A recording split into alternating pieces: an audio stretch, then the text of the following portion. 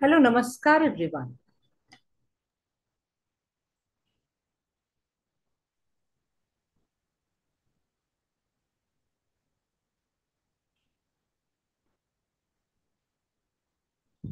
Yes, Kamal Gouda, sir.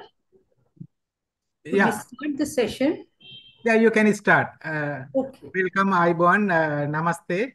I greeting from Sri Lanka. Then you can start the program. Thanks, ma'am. Okay.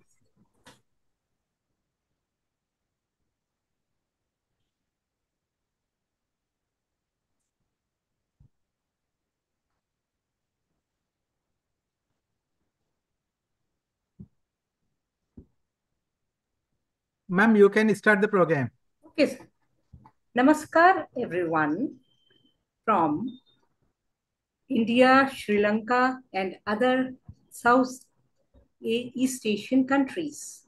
So it is a wonderful moment for me today because half of the world is here today. And it is my proud privilege that we, all the educationists, have gathered here for some wonderful session. And as all of us know, that education is the best thing which has happened to this world, the knowledge and all these things. So, we are going to have this session where our guest, Mr. Neeraj Puri, is going to talk about a very good topic, that leadership and its engagement with teachers. Teachers are the highest esteem of our world. They are on the highest esteem because they are distributing the knowledge to the whole world. And I will like to welcome and appreciate Mr. Kamal Gouda, Janaka Kamal Gouda, who has started this association where throughout the world we are trying to just spread the light of knowledge. Tamasoma Jyotirgame. It is a Sanskrit phrase. It means that take the world from darkness to light. So this is what Mr. Kamal Gura is doing. And now Mr. Sudhakar Singh, is also doing a great job in Bharatvarsh, that is our country India, where he has an association with the name Dr. Abdul Kalam Association. As all of us know about Dr. Abdul Kalam and his work for the whole world. So that way, this particular association is also doing a great work. So we have got all the great people, even the audience, because all are educationists. I just salute them today. And just to start this session, first of all, I would like to talk about Mr. Neeraj Puri. He had been principal in many schools. He has helped the schools with so many things. He has developed the new schools and done a wonderful job in those schools, and he is holding the position of a principal and academic director in one of the schools in Punjab. And he's an innovative person. Wherever he goes, lots of innovation he does. He takes keen interest in research activities. He has published many papers and books, and he has been awarded by none other than Mr. Modi, the Prime Minister of India, for his good work in education. And he has got the awards like Lal Bahadur Shastri Award, which is a great award of our country because he was the Prime Minister of our country. And then Dr. Radhakrishnan Award, and he was also an educationist, and he was the president of our country. And then he has got many other awards. The list is long. And Mrs. Smriti Irani, she has also given him awards. And if I will keep on reading his profile, then we will not be able to listen to what he's going to talk today. So I just give him all my good wishes, and then I will just open the topic. Already I have talked about that, the leadership, and then the engagement with teachers. That means that how much teacher she has to contribute as a leader to the school, to the society, to the classrooms, to the students. So that he's going to speak. And now I will request Mr. Neeraj Puri to start his talk, and let us learn together what he is going to talk about. His agenda is mostly that how we can have the leadership qualities, the teachers, and how we can have a teamwork, and then how we can just do new innovative things by our leadership, and some case studies he is going to discuss. Kindly take the lead now, Mr. Neeraj Puri. Namaskar. Thank you very much, Dr. Rashmi Tyagi, for such an exaggerated introduction. At the onset, I really wanted to congratulate Dr. Kamal Ghoda as well as Sudhakar ji. They are the veteran leaders and they are doing a commendable job as mentioned by Rashmi ma'am. It is indeed a pleasure and honor for me to share this global platform to share my views and my opinion on this very prominent topic, that is leadership and employees engagement. So with your due permission, allow me to present my screen.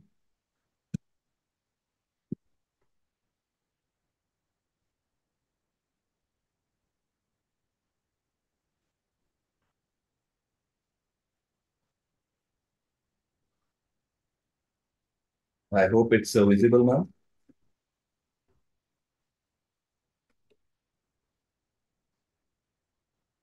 Is the Yes, screen visible. visible? It is very much visible. Right.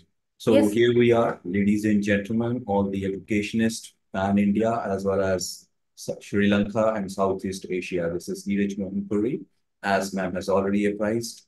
I have nothing outstanding to share with you. It is all just out of the experiences. And when I talk about with my 2.5 decades of experience, these are some of the key takeaways which we'll be discussing today. When we talk about leadership, you know, there is always a need of a leader we all look upon. It may be a home, it may be an organization, an institution. There is always need of a person who can spearhead the change, who can always steer the ship, a captain of a ship, similarly a CEO of an organization. So every small or big organization and institution needs a leader. And I believe that all of us have that leader in us. But yes, leaders are not born in maternity ward. So please lend me your ears. I repeat that leaders are not born in a maternity ward, but they are the people who acquire these traits. So leadership is not something genetic or inherited. All of us can become leaders. To become a great leader or to rise to the heights of a wonderful leader, you need to instill certain values, which all we will be discussing today in this session as it will progress. Leader, there's a very popular quote: if your actions inspire others to dream more, learn more, do more, and become more, then you are a leader. This was put in by John Quincy Adams. And it is very appropriately said that leadership is actually a process which has so many dots which we need to join, of encouraging others and helping them others to enthusiastically participate towards the objectives. Any organization it may be, we will have some goals, some objectives, some vision and vision. So leader is a person who will always lead from front and will always help others to sync with the vision of an organization. So leadership must extract cooperation and willingness of all the individuals and groups so that the organizational objectives can be achieved. In India, if we talk about, we have several examples of great people who has been quoted as a leaders. There is lot to learn from this character, that is Lord Krishna, a true leader. He leads by example, should have a flexible approach. Now, when you talk about a leader as a flexible approach, that means gone were the days when you have authoritative kind of a leadership style. Leadership styles are changing over the period of time. The world has seen the authoritative leaders, there have been democratic leaders, there have been participatory leaders, and now it is a time when we do have a new format of a leader, a new style of leadership that is known as servant leadership. Yes, you heard it right. It is servant leadership where you need to customize, you need to change your leadership strategies according to the need of the team, according to the need of all the stakeholders with whom you are working. Then a great leader has to lead by example. When I say lead by example, yes, you have to set that high standards. It is not just by mere sloganeering, but you have to come out of your cocoon and you have to work shoulder to shoulder with your team. If you want your team to work diligently, then you have to set an example by yourself. Like if we want our students, our teachers to take care of neatness, cleanliness, save the resources, conserve the resources, then you have to be the one who demonstrate it. Like in case, to put it in a simple words, if I personally notice that there is an tap running, so I must take that lead and close the tap. If I find that there is a classroom or any office where electricity is being, it's running and there is no one using it, so you should step into the room, switch it off personally. So this is how you lead others by example and you set the high standards. It is very rightly said that if speech is silver, then silence is golden. Therefore, a great leader must be a good listener. It is a very important trait of a leader that you patiently give hearing to each and every member of your organization. Patience, great leaders demonstrate high level of perseverance. As it is said that Rome was not built in a day. Therefore, you need to have a lot of perseverance, a lot of patience, because when you are working with the human minds are very complex, they're very volatile. So we have to give a lot of patience to understand, and leader should respond to the situation, not react to the situations. Once Abraham Lincoln has very rightly quoted that किसी भी वृक्ष को काटने के लिए आप मुझे 6 घंटे दीजिए और मैं पहले 4 घंटों में कुल्हाड़ी की धार तेज करने में लगाऊंगा. Now what he wanted to say from here that all of us need to sharpen our saw. That if I am given with the 6 hours to cut down a tree, so I will not waste my 6 hours on physically cutting the tree. Rather, first 4 hours I will sharpen my saw. Now, sharpen my saw here could be connected with our real life that if I really want to become a powerful, popular leader, then I need to continuously upscale myself with the latest trends. So that means continuous learning is required so that we can be a knowledgeable and empowered leader. Then only we can lead and guide and coach our team and our team players. So this is what we mean to say that sharpen your saw, then definitely you would be a very effective leader. Then today, as I'm addressing academic leaders, so all the intellectuals sitting out there, they are really making their contribution. Undoubtedly, you all are the real heroes who deserve a salute, who deserve an applause. All of you are doing a commendable job wherever you are. You are making a dent in this universe. Now, when we talk about an academic leaders in the academic or education domain, what is needed from you or what is expected of you? Number one is vision. There is always a difference in vision and mission. Vision is something which is very long term for 10 to 20 years down the line, and it may not have directly monetary implications. So vision is something where you wanted your organization to take or where you see yourself down the line 15 years or 20 years. Next important thing is employees engagement. As today's theme is also employees engagement, it is very important that each and every employee, each and every member of your team is engaged productively, and engaged in such a way that maximum out of them is being utilized. Your disengaged and unengaged employees will always be a great headache, and they will become the liabilities for an organization. So if you are a principal, you are a great academician, or you are an academic leader, it is very important that you always have an employees engagement plan ready with you. As it is rightly said, that empty mind is devil's workshop. So when your team players do not have anything to do, they will become gossip mongers, and there will be a lot of politics which will start happening in the campus, and the people will started rusting and will started acting like a termite and make the system hollow. Next, it is very important as an academic leader that we are well aware about our stakeholders. Now, in this 21st century, there are a lot of stakeholders which are involved with any organization. It is not only the parents, it is not only the management, not only the students, not only your teachers, but the society as a whole. So since we are globally accountable for our quality education, so it is very important that we try to satisfy the aspirations and the hopes which all the stakeholders rest on us. It is 360-degree development of the organization is very, very important. Even new education policy has introduced a new concept of feedback, that is 360-degree feedback. Similarly, another concept of 360 degrees on your performance. So 360-degree development of an organization means not only academic, but your infrastructure, your quality education for all the services you are rendering, and harmonious development of a child. So for all this, 360-degree development is an important requirement to become an effective leader. Social contribution.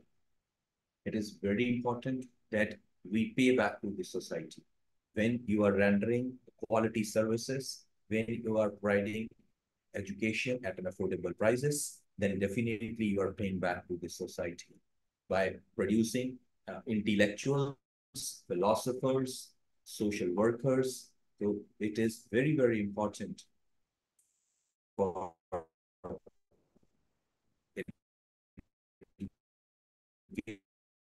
educational leaders that who are caring citizens, not obedient citizens.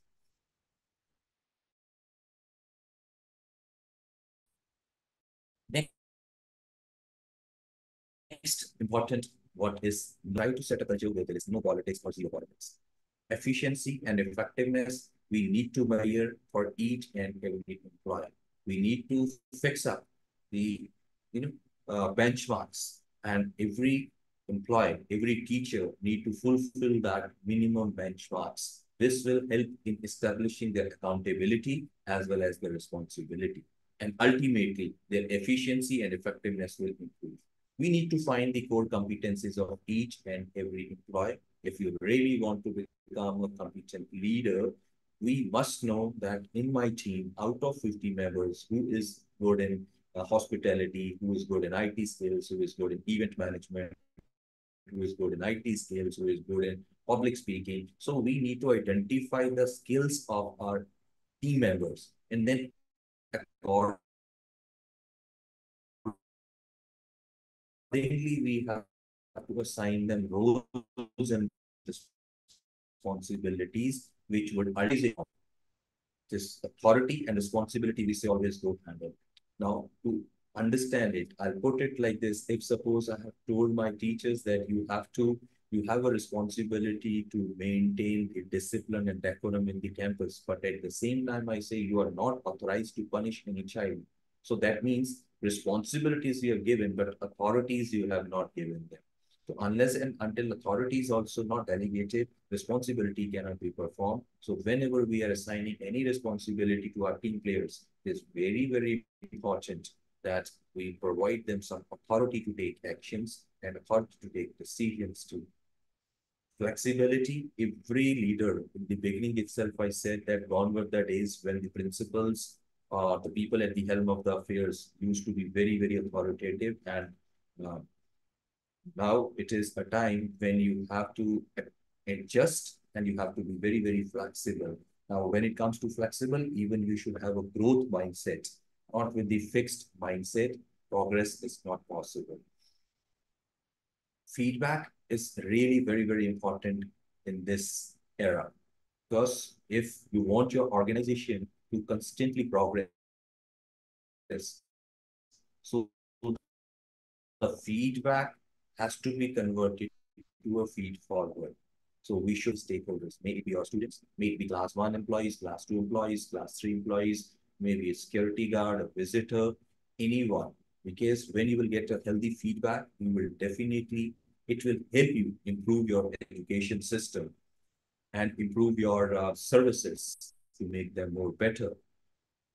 In any organization, it is very, very important that we set a democratic environment with an open door policy where you do not look towards your personal growth, but as a team, we take them together. We look forward for every individual's growth, and we need that every member of the team should be a lifelong learner, where every teacher need to continuously keep on updating themselves with all the latest education trends. And we all must be aware that according to new education policy, continuous professional developments, trainings have become mandatory. 50 hours of training, every principal as well as every teacher has to undergo every year. Yes, you got it right. It is every year, 50 hours of training is mandatory. So this will help us stay updated so that we can always disseminate and take on our children in a more better way, in a more informed way. For any great leader, team building is very, very important. As an individual, I can only win a match. But if I have to win a championship, then it is very important that we have a dedicated team. And to build a team is really one of the important traits of a great academic leader. We have to encourage each and every member to come forward, to take leads, to take initiatives.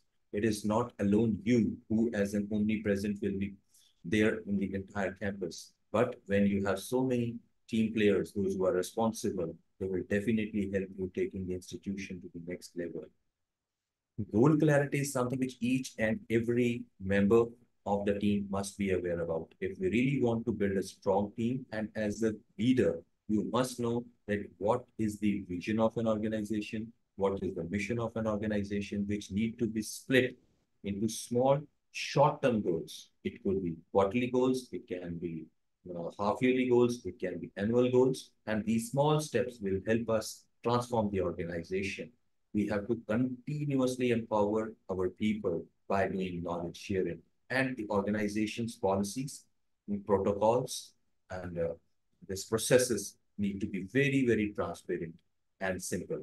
And there has to be an open door policy where, when I say no politics, that does not mean that as a leader, I'm partial, I'm biased. So all these prejudices need to be kept aside. Then definitely you will be admired and looked upon as a great leader. And then only you can lead the institution by example from where we started the first. Now,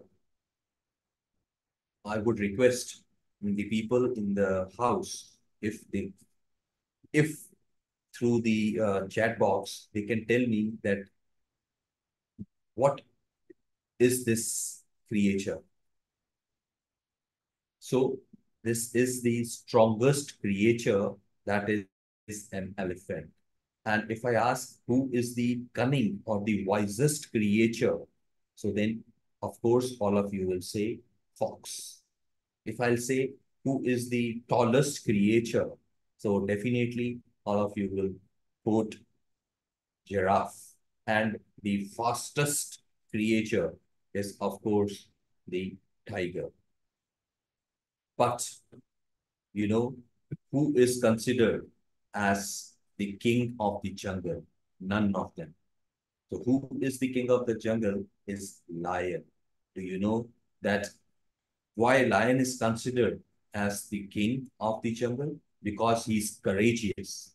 He has all the characteristics and all the traits which a true leader must have. He is bold. He's very confident. He's always daring to take any action, what may come. He is never afraid of any situation. And believe me, he is unstoppable. So that is it, which makes lion as the king of the jungle. So is what when we talk about a leader in an education sector, a leader of the school. He has to take bold decisions. He has to be courageous. He has to have good vision. He need to have a lot of perseverance. He need to be a person who can think outside the box with the sky high thinking people. Now, we all are born unique. See, you cannot compare orange with the apple.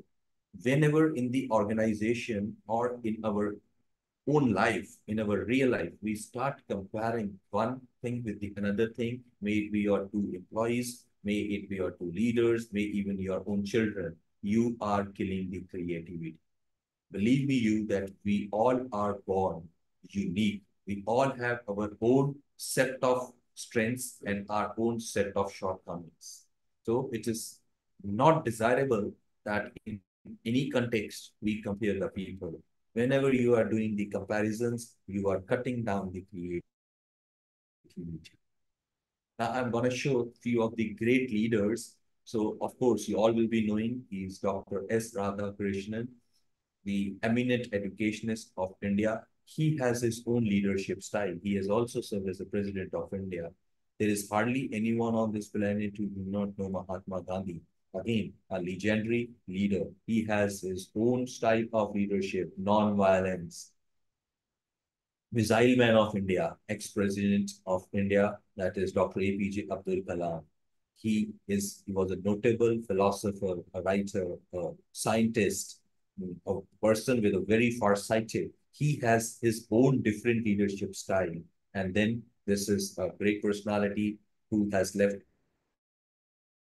indelible impact on the mind of everyone, an emerging global leader, our current Prime Minister of India, that is Shri Narendra Modi ji. So if you will see all these people, which I have already shown on the screen, they all have their different leadership styles, their different leadership qualities. So why I have shown it, this is somehow could be connected with the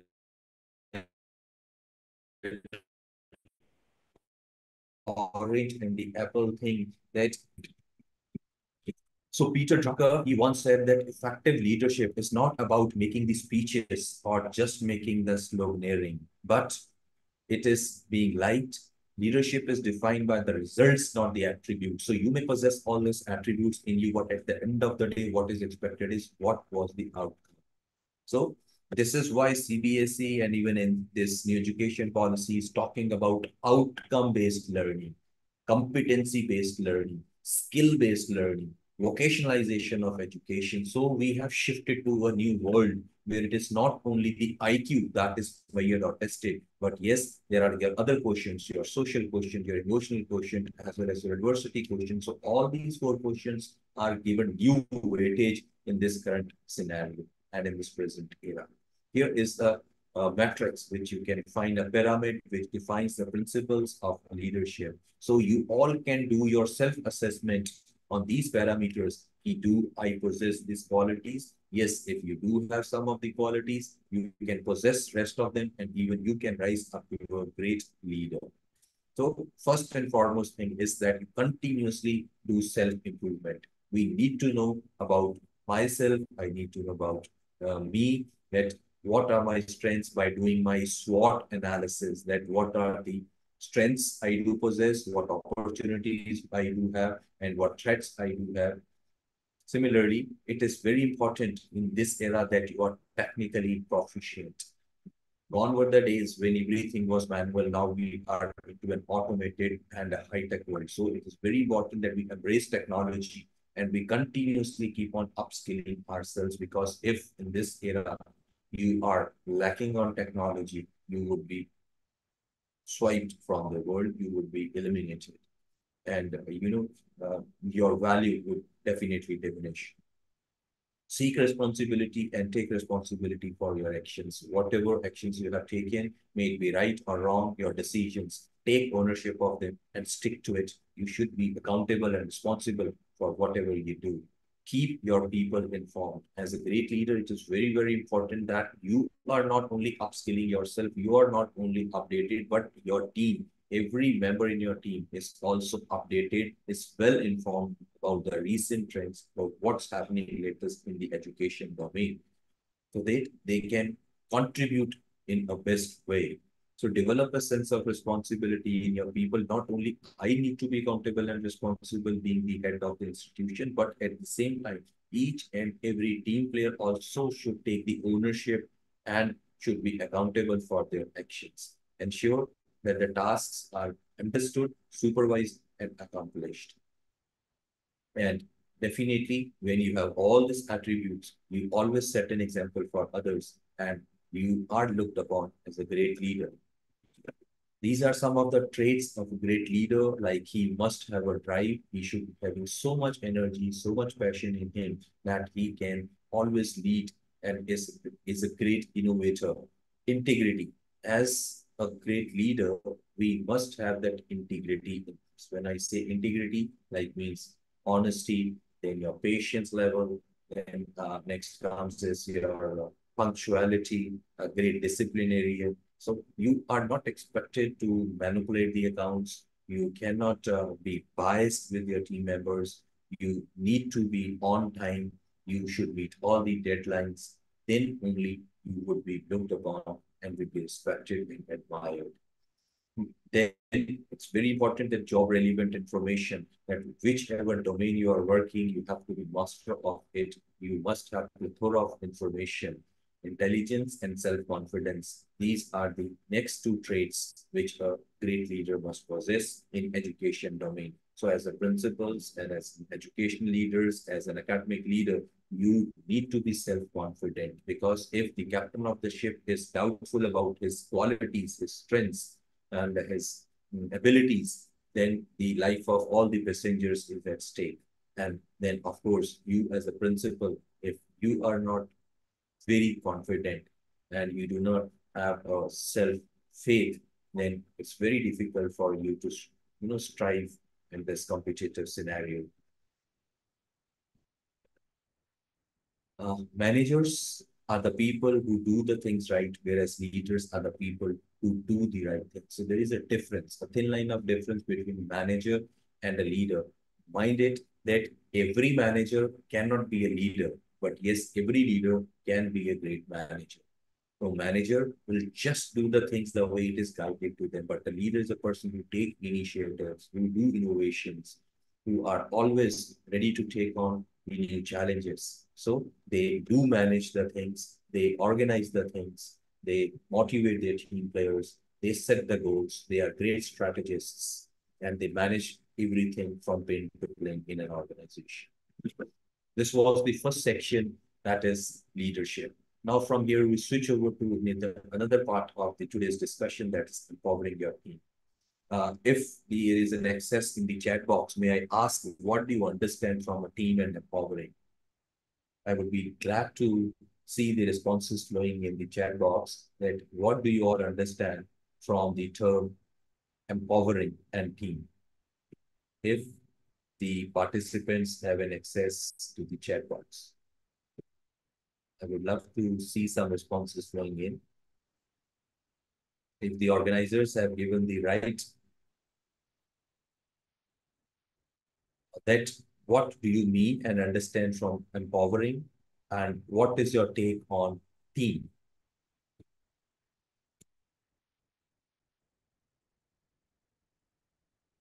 I would be glad to see responses.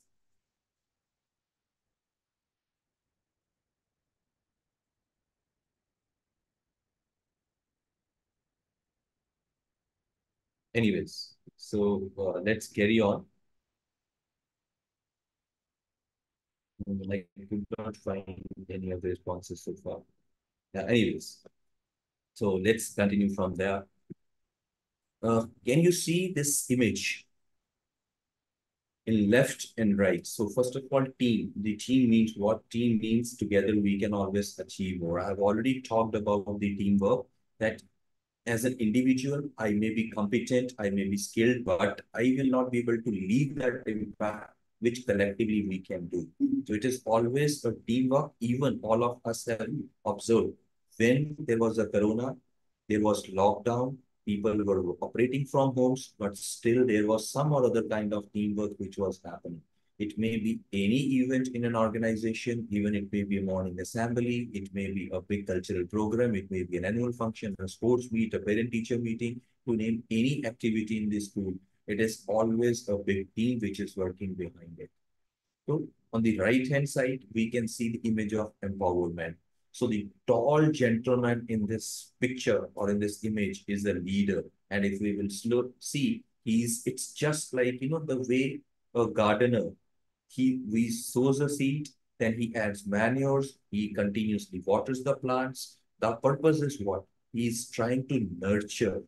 He's providing sufficient nutrients, the manures, the fertilizers, so that the plant can grow and can become from a sapling to a big tree, which will be a lot of fruits. Same is the thing when we talk about a prominent leader.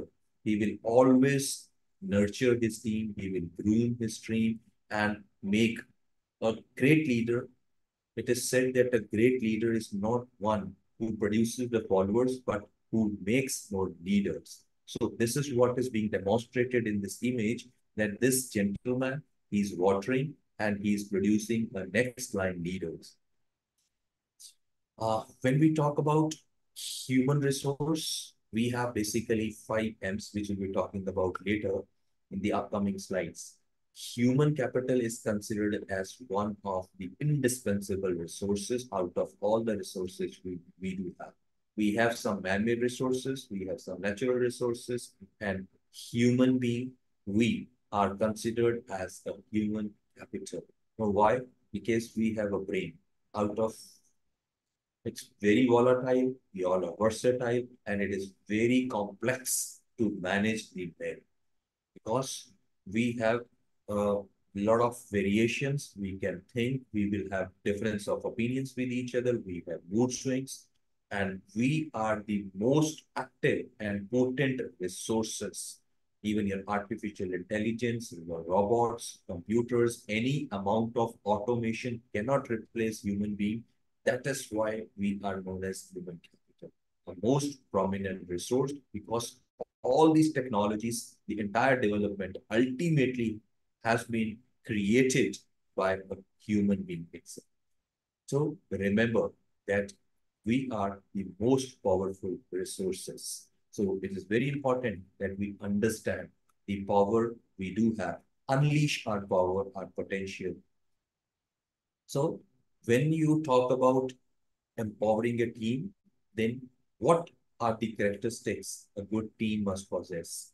Can you please share your insights in the chat box that what do you think a good team must have in them? Or what characteristics a team members must have in them?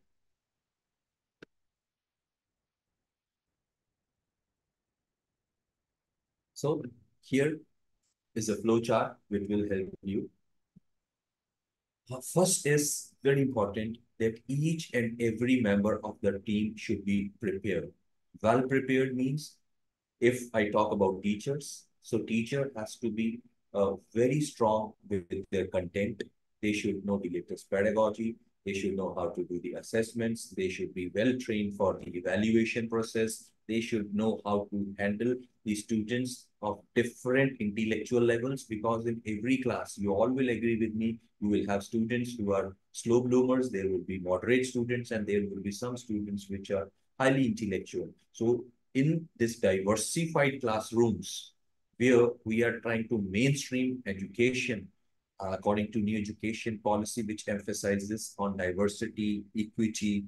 Uh, so it is very, very important, and inclusion especially. So when you have inclusive classrooms, teacher must be fully prepared that how she or he is gonna take care of the needs, requirements of every level children, because they have different learning abilities, they have different learning pace.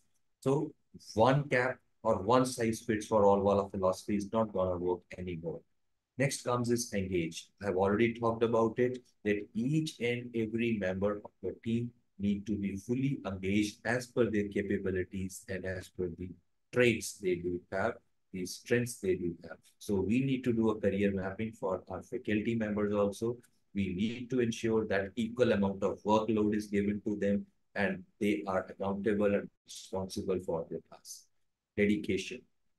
No team, no match, no organization can prosper or flourish. And what for about prosper, even can operate smoothly if the team is not dedicated. So we need to have a dedicated uh, team members with us. Synchronization, if in management, we generally talk about a concept that is called as unity of direction. So unity of direction means that every member should follow the same vision. So they have to invest into the organization's vision, mission, and goals. So if every individual is contributing and is working in the same direction, that team is known as synchronized team. If everybody imagine a situation of tug of war. So what happens in tug of war? Half people are pulling it on left side, other team will be pulling it on right side, and there will be a lot of chaos, confusion, and ambiguity. So on the other hand, if everybody's pushing a ball towards one side, so definitely the organization will be able to achieve its goal. Or imagine a situation that where a competition is going and we people are lost. We are just hitting the ball without any goal post. We'll never be able to achieve or attain anything in our life. So every member on board need to be synchronized, means need to work in the same direction. Focus is very, very important attribute which a high-performing team members must have. So every teacher in an organization, in an institution, need to be focused. Now that focus should be simple: quality education, welfare of the students, and how we are going to upgrade the level of student. Maybe there is an improvement by 5 marks, by 5% or 10%, but they have to keep an eye. They have to identify the students in the classes. They have to categorize in different categories. And then accordingly, they have to prepare the strategies that how in that diversified classroom, within that 40 minutes of time, how I'm going to address a child who is a slow bloomer, who is moderate, and at the same time, the child who is gifted child in my class. So they have to prepare differentiated learning and teaching strategies. Their assignments, their worksheets have to be prepared and planned in such a way that they are focused on the growth development of the child, and every child in the classroom is engaged, is given an opportunity to learn. Goal orientation is really very, very important. We all should have a single goal, unity, and you not only in unity direction, but at the same time, unified goal. That is the ultimate objective is the welfare of the students and institution should flourish. So adapt and evolve. Gone. It's a very popular adage these days that as a teachers, we need to come out of our cocoons. At a point of time, teacher gets saturated. They start thinking that with decade of experience or with my 2 decade of experience, now I'm a very learned person. So they stop learning. It is very, very important in this era that we learn, we unlearn, and we relearn. So this is a mantra to become a successful team player. We continuously need to adopt and evolve. Otherwise, we will also disappear from this planet like dinosaurs. Why dinosaurs, being the strongest and powerful creature, could not survive? Reason was they failed to adapt and evolve. We all, the teachers, right, those who, when this corona was hit, they updated themselves, they upgraded themselves. So in such a situation, it was this situation that they were able to survive themselves. Many of the teachers, they lost their jobs. Many institutions, they have to shut down because they could not understand the need of the times. They could not evolve. They did not adopted the technology. They did not upgraded themselves. And ultimately, they have to face each and every member, each and every teacher in an institution, in an organization, need to participate, need to be involved in the activities. There is nothing big or small as a role. So whatever role is assigned, wherever you feel, you try to bring value to the organization where you are working so that you are recognized. So these are all the important characteristics which are considered for a high-performing team. Now, when I talk about the organizations which failed, which succumbed because they did not adapt it and evolved. Now, there are a few case studies which I'm going to share with you. They are very surprising. This is the first case study, that repercussions of ineffective and unorganized teams. If in an organization or in a school, entire team is not following the last slide, the characteristics which I shared in the last slide, means they are unorganized, they are not focused, they are not prepared, they do not adapt, they do not evolve, they next case studies will highlight it. Is there anyone in this meeting today who is not aware about Kingfisher? So this is a small case study on the rise and dominance as well as fall of Kingfisher. There was a time when this Kingfisher, it became the second largest airline. The quality and the comfortable service was its keyword. And then the Kingfisher even acquired Air Deccan in 2007. Airlines achieved the aviation market share by whooping 10%. So it was a sizable amount which they were doing, being a new entrant into the aviation market. But what went wrong?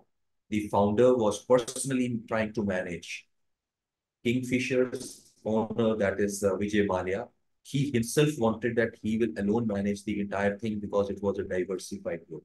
He did not understood the need, that there is a need for an expert for a particular CEO, and due to poor teamwork, lack of accountability, no delegation, lot of distraction, this Kingfisher ultimately started performing poorly, and they was into losses.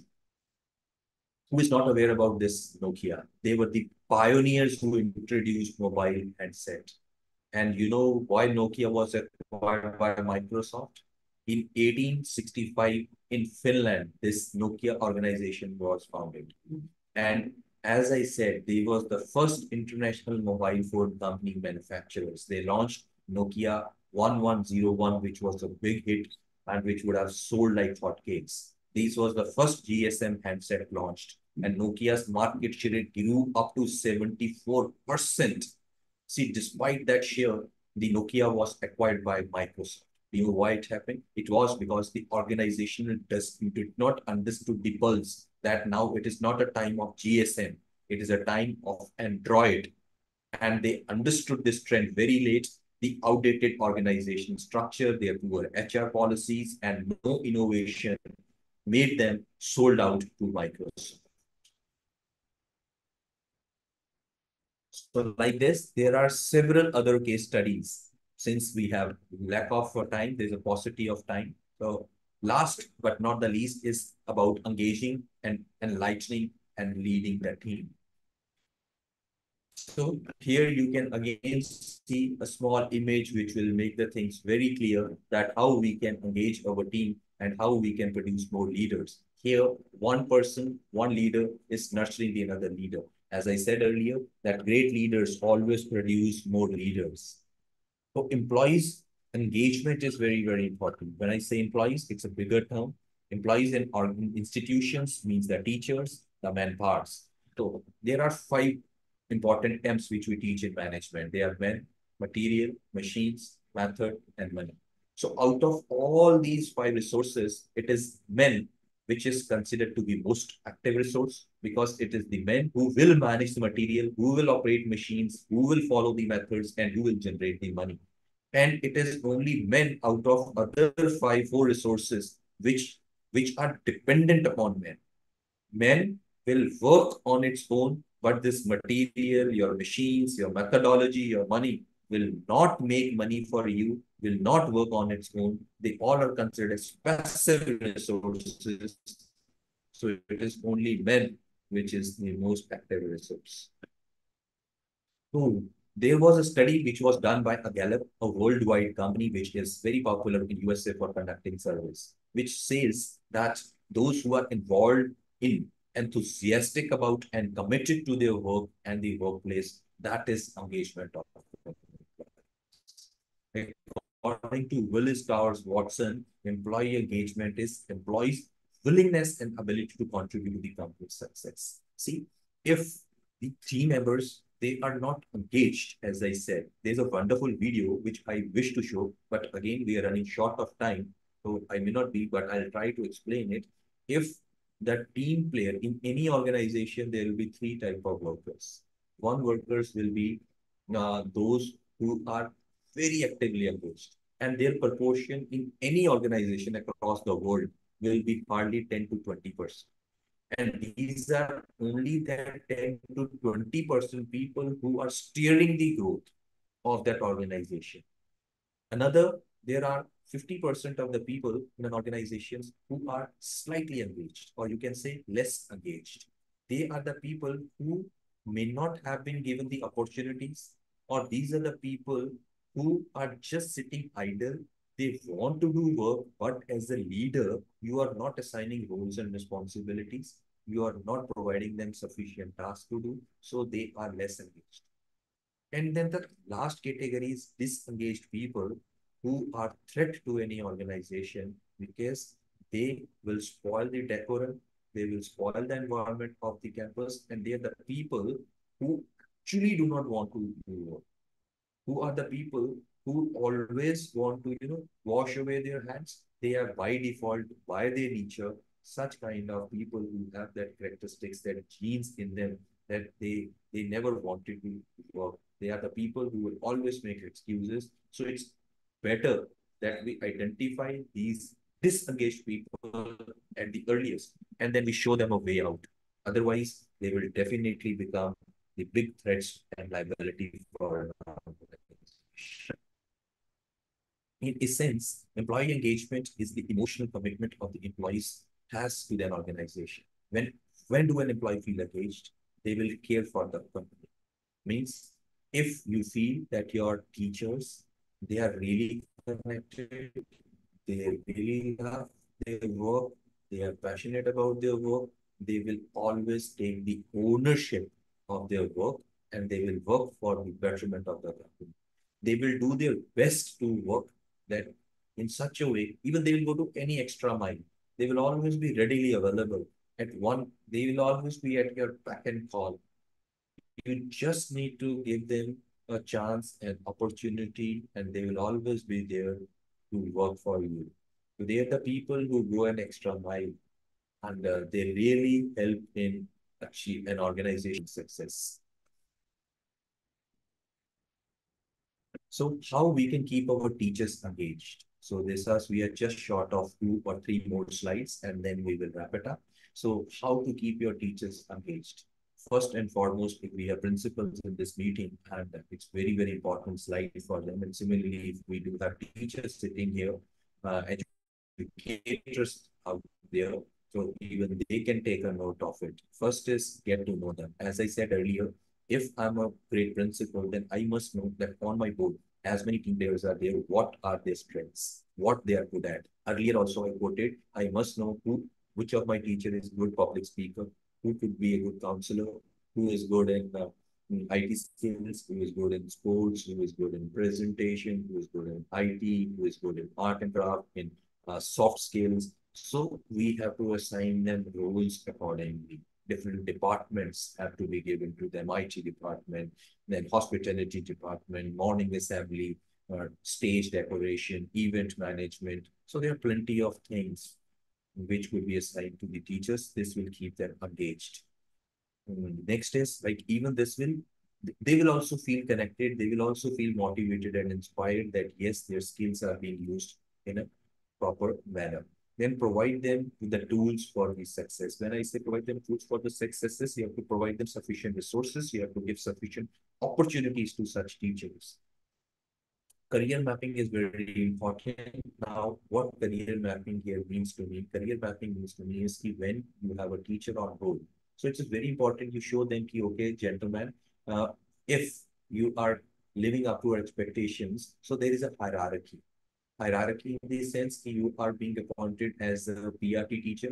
Show your commitment and performance next year, or in 2 years, we will upgrade you to a PRT, from PRT, then TGT, PGT to PGT, you have the opportunity to become a coordinator, a faculty head, a controller of examination, vice principal, principal. This is career mapping when you show them, okay, down the line, 10 years, where you would reach if you stay in the organization, if you contribute to the welfare and the growth of an organization. So if this kind of a career mapping is done for each and every employee, definitely their fidelity will improve, their dedication will be better, and they would, no, retention problem will, the attrition problem will be solved, and it will help in retaining the good employees and high performing employees. Then partnership and decision making, it's again, it plays a linchpin role. See, as a principal, we can be very intellectual, no doubt, but we cannot be master of each and everything. It does not in any ways harm our ego if we involve a team of teachers in decision making.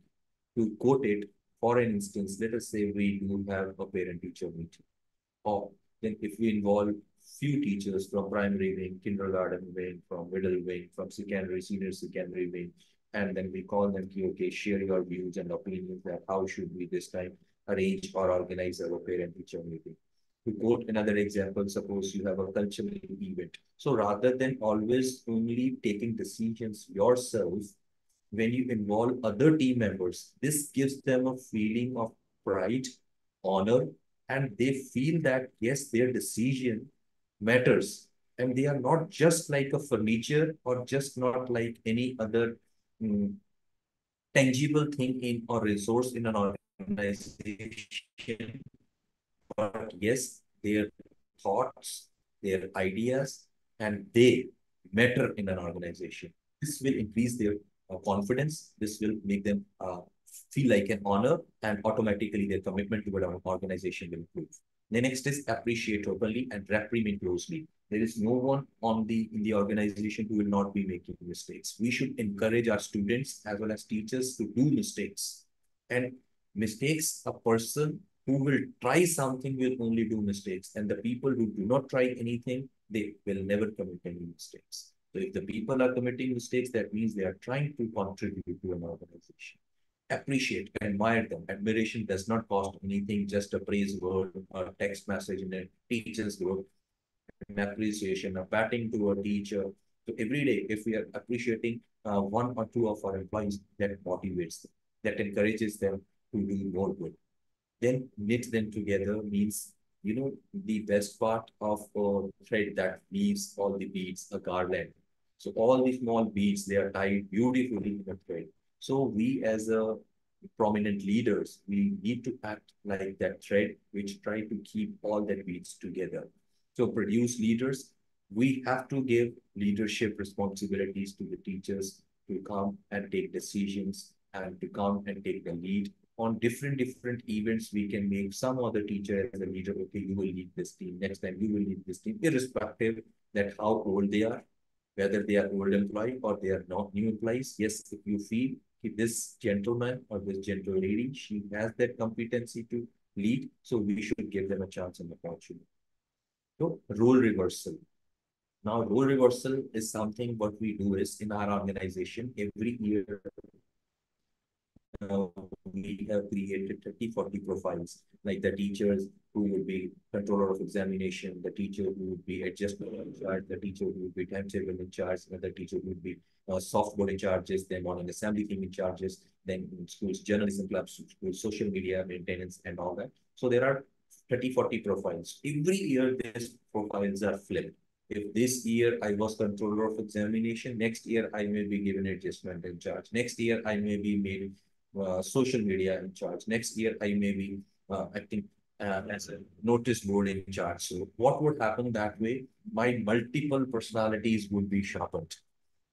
Then this is called as role reversal, and an employee becomes a multifaceted.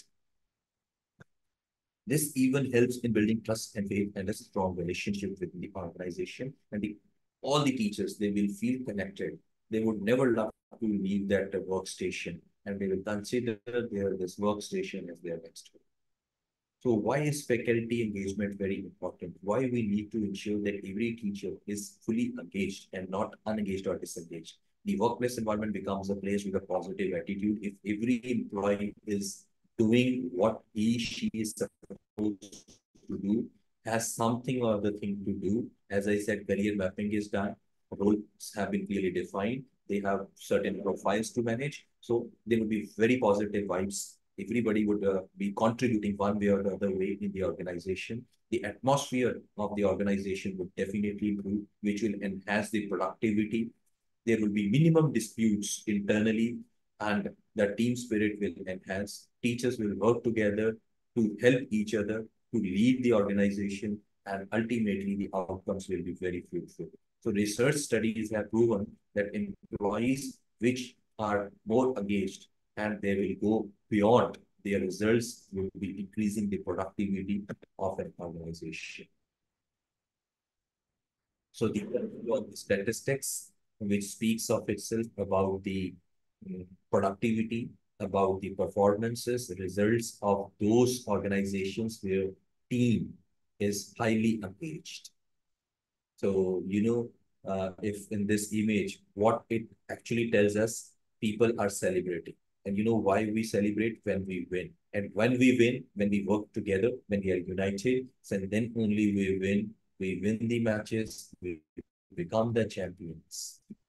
Another picture, this is like in a Formula One race, whenever the champion who emerges, who is the winner in that Formula One race, to make that driver win, there is a team of 20 to 30 odd people who are taking care of each and everything. Even one person's minutest mistake can take the life of the driver. So this is the extent and level of benefits which we do get from a highly engaged team. So to conclude, I must say, let's make a difference, and together we can. Learning never ends. It is a continuous journey. It is not a destination, but it is a process. So keep learning, keep contributing, and paying back to society. So with this, I rest my voice. Over to you, Terry.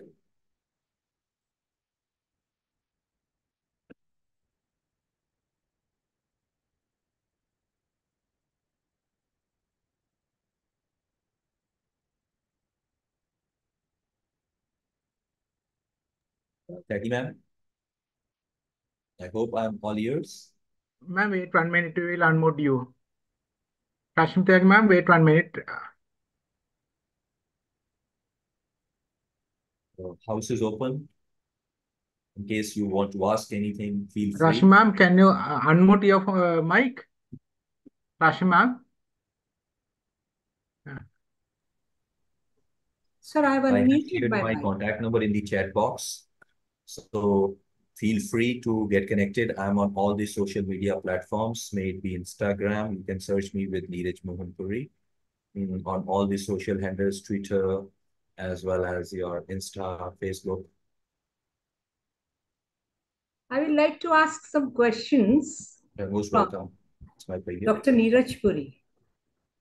And I will like to ask that which was the most challenging task for you when you became principal, maybe the first time or maybe some other time, because a decade of leadership is behind you.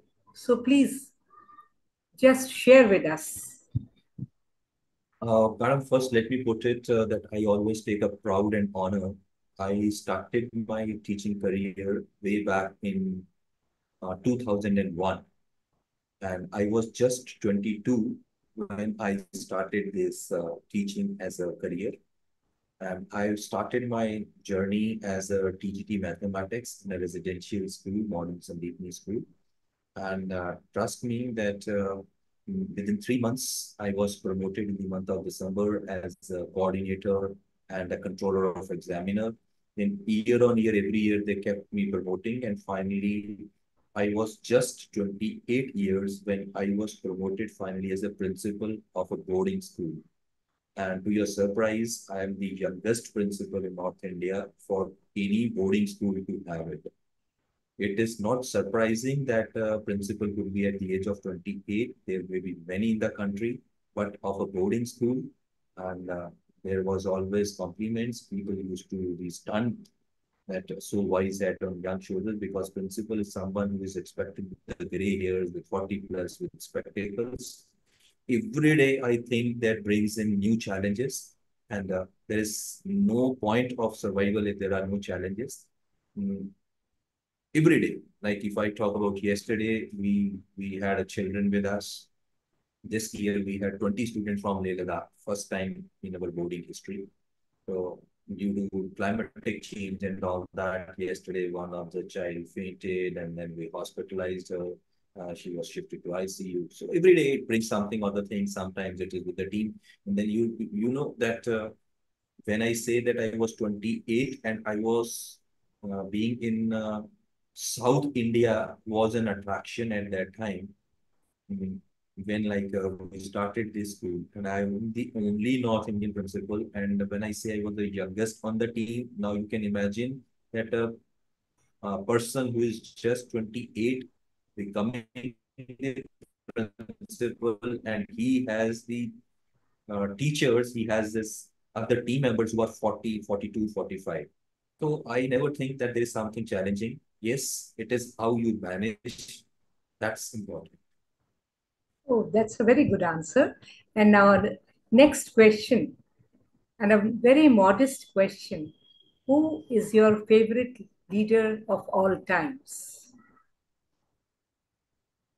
Uh, Ma'am, this is, I may answer it in this way that our role models actually keep on shifting from time to time. When I know when I was at school level at my college, my psychology teacher, Dr. Gayatri Gupta, was an idol. The way she managed us, her caring nature, the way she used to address the students, the way she carries herself. So she was a role model. I always wished I should be her like her. As we grow up, then the models changed. It was that time the prominent leaders. Then eventually, when we more grow up now, Narendra Modi ji, the way he works, his diligence, his vision, his commitment, his honesty. So these all traits attract. So I think from time to time, our role models also change. Because when you acquire some characteristics of a person whom you were keeping as an ideal, then automatically with bigger aims and bigger ambitions.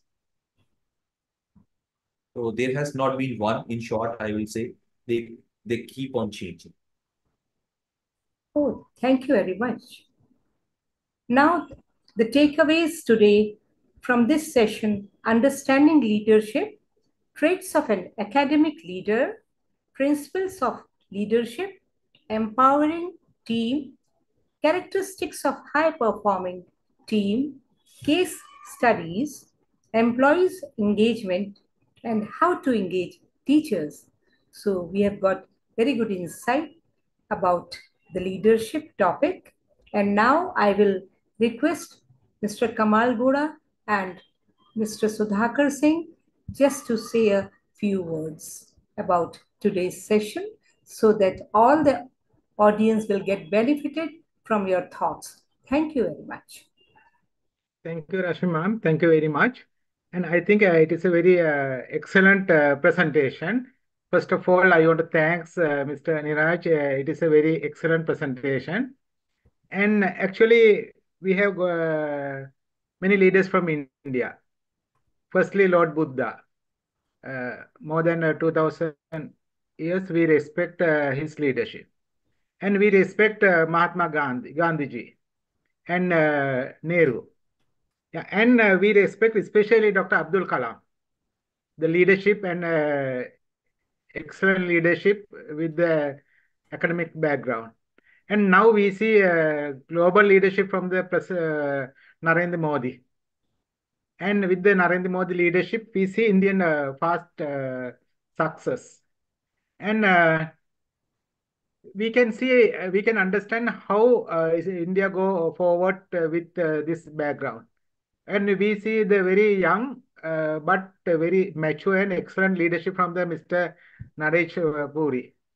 Because when we listen to his presentation, we saw a lot of valuable points and theories and practicals and lot of things.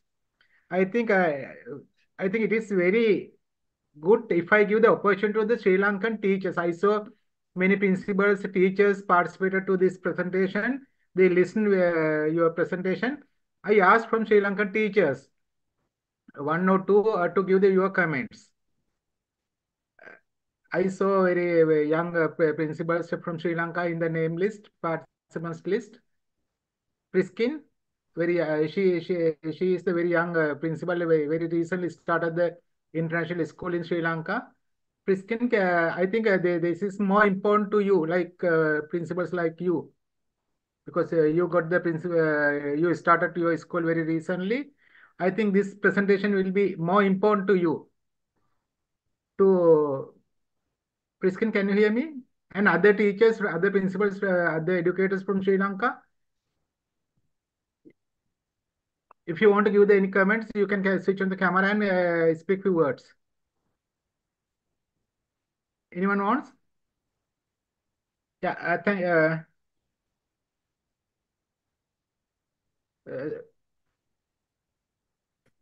if you want, you can switch on the camera. Priskin, give me 1 minute, I'll unmute you. Give me 1 minute, I'll unmute you. Give me 1 minute.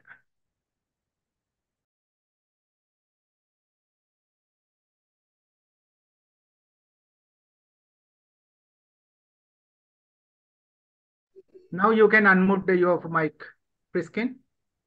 Okay, sir. Thank you. Sir, am I audible? Yeah. Okay, so first of all, I would like to thank Mr. Kamargonda for giving us this global opportunity to learn more from different countries, and also our distinguished guest speaker for giving us so many. The presentation was not only so informative, but it was also inspiring. As a young leader in Sri Lanka, even I learned a lot, because as Mr. Kamalgoda said, I opened my own school with just 3 grades. And so I'm still learning. I think learning is a lifelong process. So even though we are leaders, we are open-hearted Sri Lankans, where we always will to learn. So, sir, it was, once again, I'm telling, it was not only informative, so it was very, very inspiring for young leaders like us.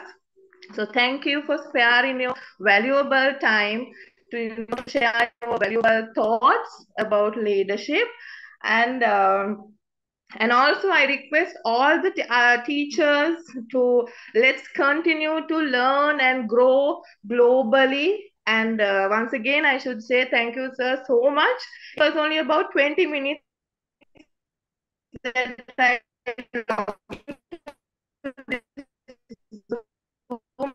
meeting, but actually I learned a lot.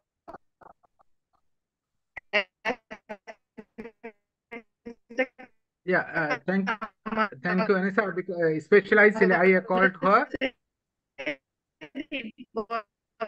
This is my first year of being a Sri Lankan a principal of a Sri Lankan school.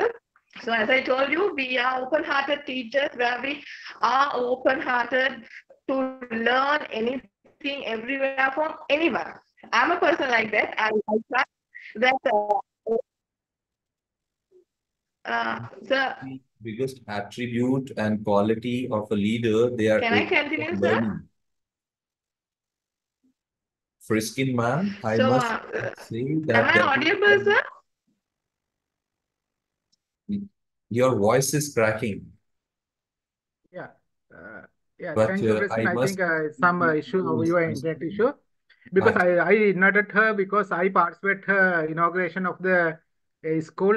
She was good teacher, and very recently she started her international school. I think a presentation like this will be more important to leaders, young principals like her. Priskin, now can you hear? Yeah, Priskin? And okay. Now you yeah, can speak. we're back.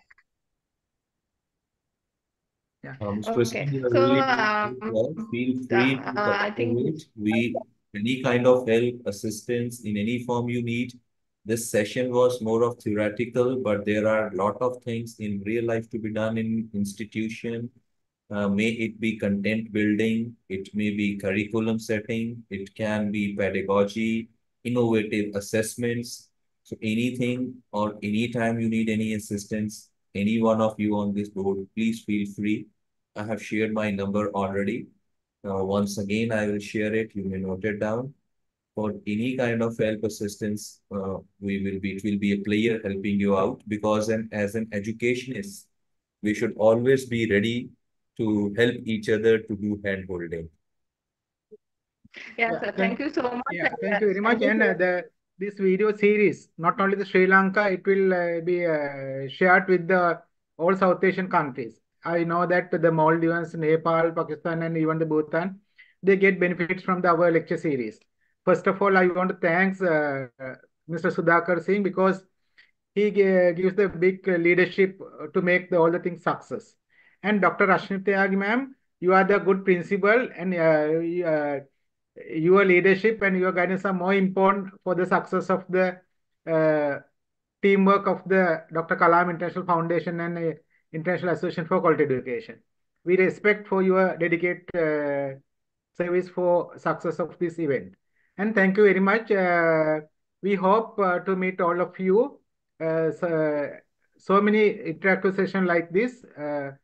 I want to thank on behalf of all Sri Lankan educators, teachers, for the Mr. Sudhakar Singh, Dr. Rashmi Tyagi ma'am, and for all team of the International Dr. Kalam Foundation. Thank you very much.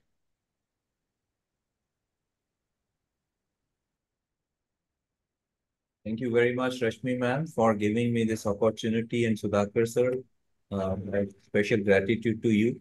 Thank Was you so indeed much. an honor Thank you to so much, Mr. Puri. I don't have words to express my gratitude for such a wonderful and insightful session.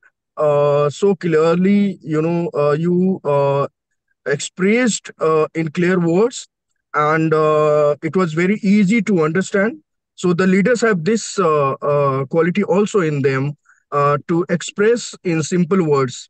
Not all those big words which can't be understand by ordinary people like me. So easy to understand and with a lot of effort. I won't say effort, but rather love, because when there is love there is no effort, right? Love itself is a big thing. So the way you presented the session, and I think that this is going to help everybody out here who attended the session. Lastly, I would like to say one thing is that all the great leaders uh, are were or are great human beings, right? And once you have imbibed that to being a great human being, all the qualities of a leader will come to you automatically. Another thing is that we have stopped making gurus, right? That is what is the problem, and that is what is happening in today's youths also. One should always search for guru, and once convinced, should go into his sharan that we say, and custodian, and try to discuss the things with your guru, learn from him. You can, firstly you can imitate or copy some of his good qualities and all. Later on, what you will see is that you are able to cultivate your own qualities, inculcate own qualities in yourself in your own way, according to your personality. So it's also very important. So the two things: being a great human being, try to be a great human being, and try to have a guru in your life. These two things will help you become a successful leader. So, with these words, I would like to thank Dr. Rashmi Tyagi ma'am also for such a wonderful moderation of the session, and she has been very much. I always feel that she is very much uh, energetic, always trying to do something new, and still she looks so young with her actions. So, thank you very much. Thanks a lot, He and is one of the biggest inspirations I think the youth must have. I will yes, yes, steal your exactly. opinion, sir. The way she is contributing day in, day out. See, it's 8:30 now, and still she looks so fresh. The knowledge she's carrying, the research work she's doing, and at this age and stage, she has updated and upgraded her. It's amazing. Even she's an envy to the youth, how Yes, wonderfully she's managing everything. true, true. So thank you, everyone, and good night, everybody. Thank you, sir. Thank you.